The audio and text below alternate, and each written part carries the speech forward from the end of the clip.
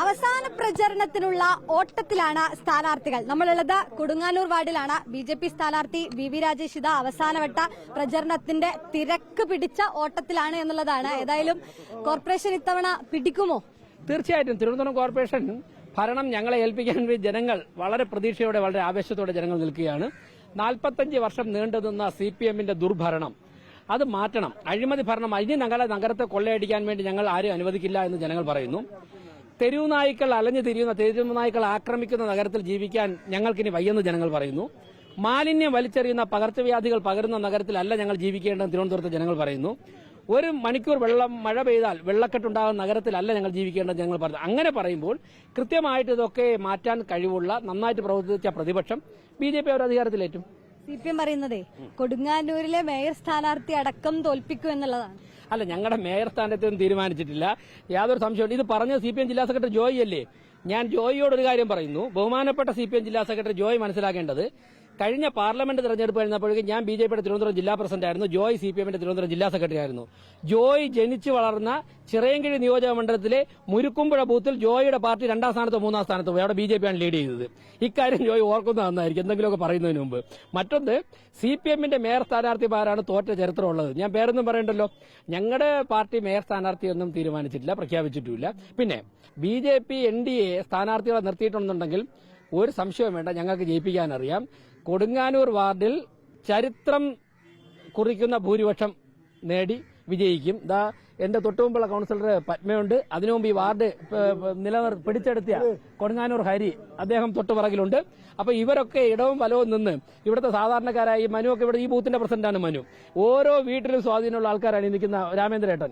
ഇവരൊക്കെ തന്നെ ഉണ്ണി, എന്റെ ഇലക്ഷൻ ഇൻചാർജ്, അവിടുത്തെ ലത്തീൻ പള്ളിയുടെ സെക്രട്ടറി കൂടിയാണ് ഉണ്ണി. ഇവിടുത്തെ കരോൾ കമ്മിറ്റിയുടെ സെക്രട്ടറിയാണ്. കരോൾ കമ്മിറ്റിയുടെ സെക്രട്ടറി BJP-യുടെ ഇലക്ഷൻ ഇൻചാർജ്, പിന്നെ പള്ളിയുടെ സെക്രട്ടറി BJP-യുടെ ഇലക്ഷൻ ഇൻചാർജ്, വൈസ് പ്രസിഡന്റ്, പള്ളിയുടെ വൈസ് പ്രസിഡന്റ് സിനു. ഈ ബൂത്തിലെ ഓരോ വീടിനെ കുറിച്ച് അറിയാവുന്ന ഇത്രത്തോളം ഇവിടെ ഇതവർ തെരഞ്ഞെടുപ്പിന് വേണ്ടി മാത്രം വരുന്നവരല്ലല്ലോ. ഇവരൊക്കെ ഓരോ ദിവസവും ഇവിടെയുള്ള ദൈനംദിന കാര്യങ്ങൾ ഇടപെടുന്നവരാണ്. അതായത് ഇപ്പൊ നിങ്ങൾ കയറുമ്പോൾ ഈ റോഡിന്റെ 2 ഭാഗത്തുള്ള വീടുകൾ ചോദിച്ചു നോക്കൂ, ഓരോ വീട്ടിലെയും വ്യക്തികളുമായിട്ട് ബന്ധമുള്ളവരാണ്. ഇതാണ് BJP. ഈ ഗ്രാമം മുഴുവനും BJP ഗ്രാമമാണ്, വർഷങ്ങൾക്ക് മുമ്പ് തന്നെ. അപ്പൊ പ്രശാന്തിന്റെ ഇലക്ഷൻ ചാർജ് നോക്കുന്ന ആളാണ്. ഇവർക്കൊക്കെ തന്നെ ഓരോ വീട്ടിലെയും ഓരോ വ്യക്തികളെ അറിയാം, BJP അറിയാം. അതുകൊണ്ട് ജോയിയുടെ ആ വ്യാമോഹമൊക്കെ അങ്ങ് വെച്ചാൽ ജോയി ഉൾപ്പെടെ CPM നിർത്തിയിരിക്കുന്ന പല സ്ഥാനാർത്ഥികളും പരാജയപ്പെടും എന്ന് മാത്രവുമല്ല, CPM-ന്റെ പശ്ചിമ ബംഗാളിൽ CPM-ന് എന്താണ് സംഭവിച്ചത് അതിന്റെ തുടർച്ച കേരളത്തിൽ ഉണ്ടാകുന്നതിന്റെ തുടക്കം തിരുവനന്തപുരത്ത് നിന്നായിരിക്കും. 2036 ഒളിമ്പിക്സ് വേദി ജയിച്ചാൽ പ്രധാനമന്ത്രി എത്തുന്ന അടുത്ത ഘട്ടത്തിൽ പ്രധാനമന്ത്രി എത്തുന്നത് പ്രതീക്ഷിക്കാം. ഞങ്ങൾ ഡേറ്റ് പറയല്ലേ സുധിഷ, അതായത് ഡിസംബർ, ഞാൻ ഇനി സമയം കൂടെ പറയാം.